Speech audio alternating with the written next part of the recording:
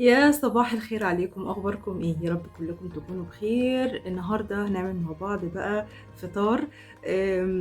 بصوا انا صاحي من شويه بصراحه، وما حاولتش ان انا افكر هعمل ايه.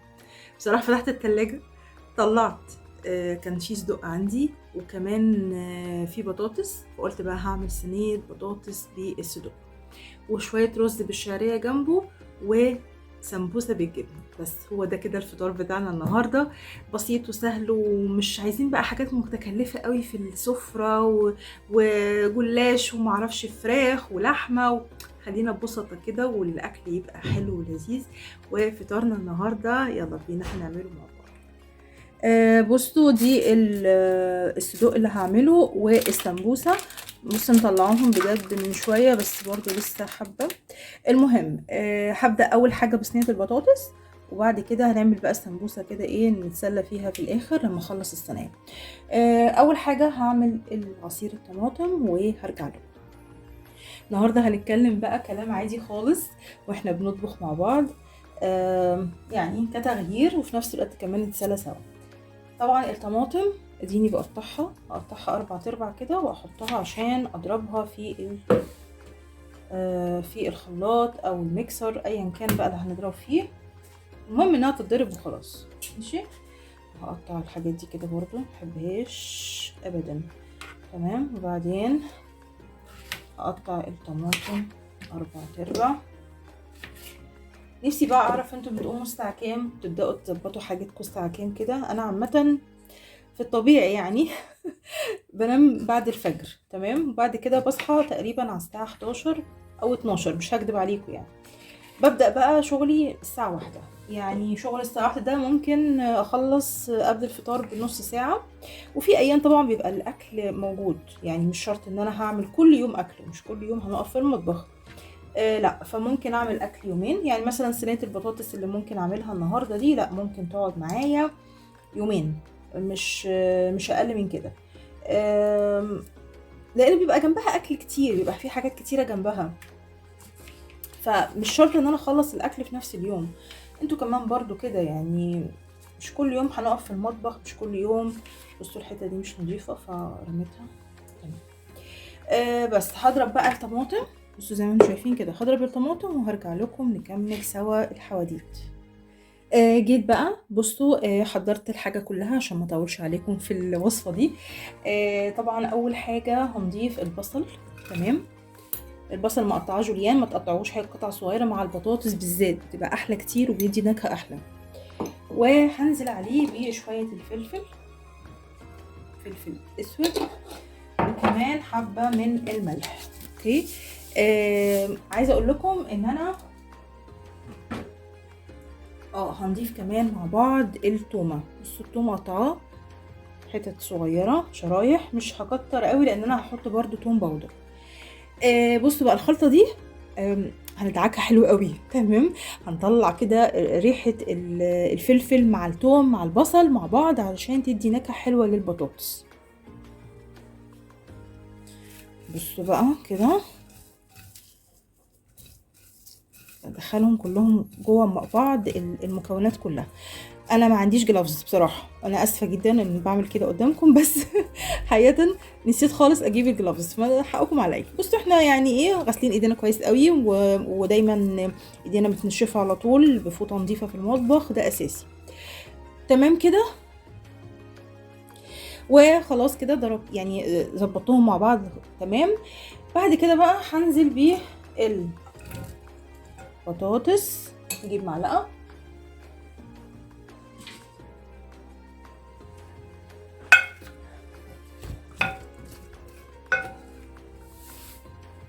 بصوا البطاطس انا مقطعاها شرايح، بصوا عامله ازاي، مش تخينه ولا رفيعه عشان بس تستوي بسرعه معانا في الفرن. بعد كده بقى هجيب الصدق بتاعنا. الصدق بصوا زي ما انتم شايفين كده، في ناس بتحب تحطه زي ما هو كده، انا بقى بحب اقطعه. قطعت الصدق جيت بسرعه اهو، متاخرتش عليكم. بصوا هقلب كله مع بعض كده. هنزل بيه البهارات.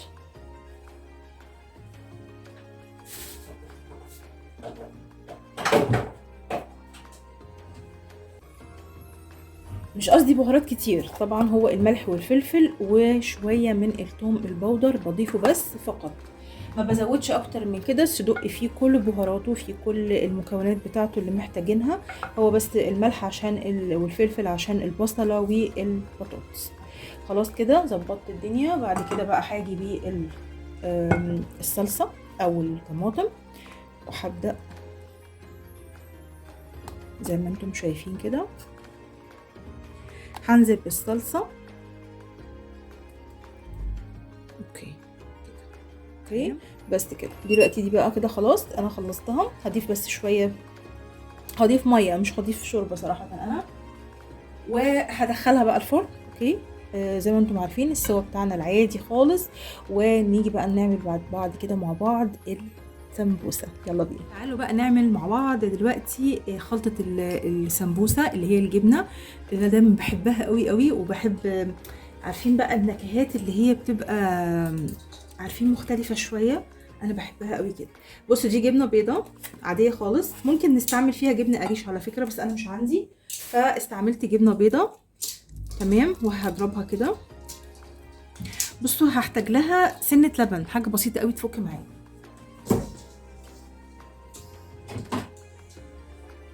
كان عندي حبه لبن حلو قوي، هحط بس كده، بس هم دول اللي انا محتاجاهم، وهضربها كويس مع بعض كده لحد ما تفك مني. ماشي تمام ايوه كده. طبعا حبه من الفلفل الاسود، حبه فلفل مش كتير عشان ما تبقاش حامي قوي. ما بحبش الحامي يا جماعه، مش عارفه، حاولت ان انا احب اكل الحامي بس ما عرفتش، بتعبني قوي.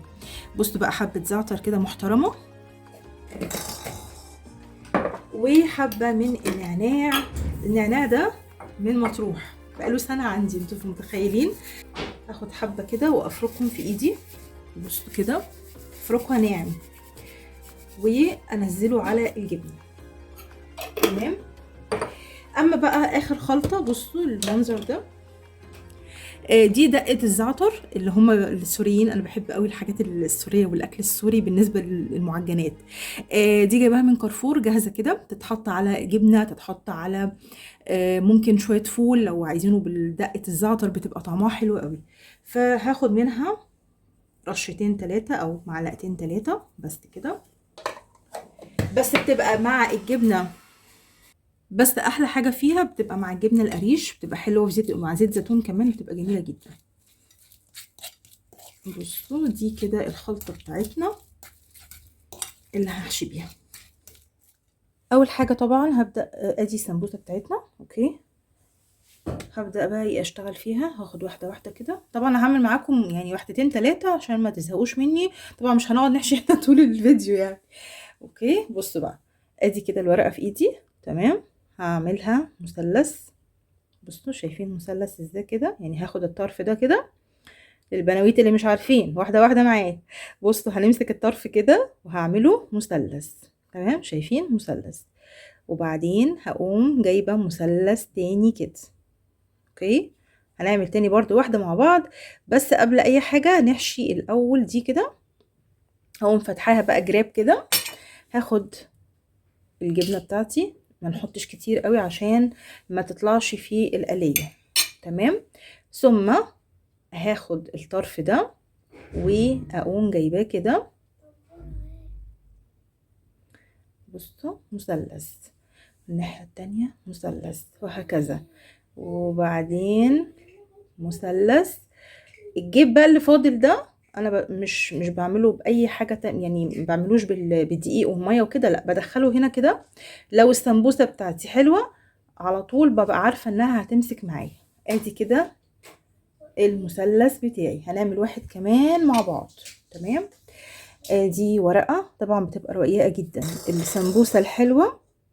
سوري يا جماعه مالك بيلعب يعني جنبي، حبيت ان انا ايه ما سجلش صوته كده بقى، خلينا على الواقع يعني. بصوا ادي كده، او ادي الطرف، بصوا ادي كده هنا، وادي طرف هقفله كده، وبعدين هجيب الطرف التاني كده بقى جيب عندي. اوكي هجيب بقى برضو الجبنه وهكذا. يعني القصة بتاعتنا بسيطة وسهلة جدا جدا. وهبدأ أعمل مثلث تاني كده. اوكي. انا في الاول بصراحة كنت بعملها على طبق. يعني كانت الموضوع عندي صعب شوية بصراحة. انا ما كنتش اعرف السمبوسة دي الا لما اتجوزت. في اسكندرية عندنا ما اعتقدش ان احنا مش كتير قوي مننا يعرف. بصوا بقت بالشكل ده. عايزين نعملها على طبق، اوكي. بس يا ستي انا بقى مش هطول عليكم اكتر من كده. هخلص الكمية الحلوة دي ونقليها سوا، وفي الاخر نشوف سفرتنا النهاردة عاملة ازاي. يلا.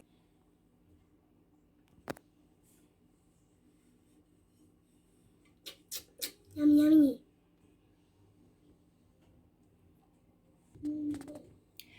طبعا اول حاجه عندي الخشاف اللي كنت عاملاه معاكم قبل كده. بحب ابدا بيه طبعا على الفطار، وبعد كده بقى الاكل بتاعنا السمبوسه اللي عملتها في الفرن. ممكن نقليها، ممكن في الاير فراير زي ما انتوا عاوزين. بالرز بالشعريه طبعا انتوا اكيد عارفينه، وسهل وبسيط خالص. وبعد كده بقى البطاطس اللي عملناها بالشكل دوت. هو ده بقى الفطار بتاعنا النهارده. فطار لذيذ وحلو وخفيف، مش تقيل، حاجات خفيفة وبسيطة جدا. و بألف هنا وشفا ليكم ولينا. وأشوفكم على خير في فيديو جديد إن شاء الله، وباي باي.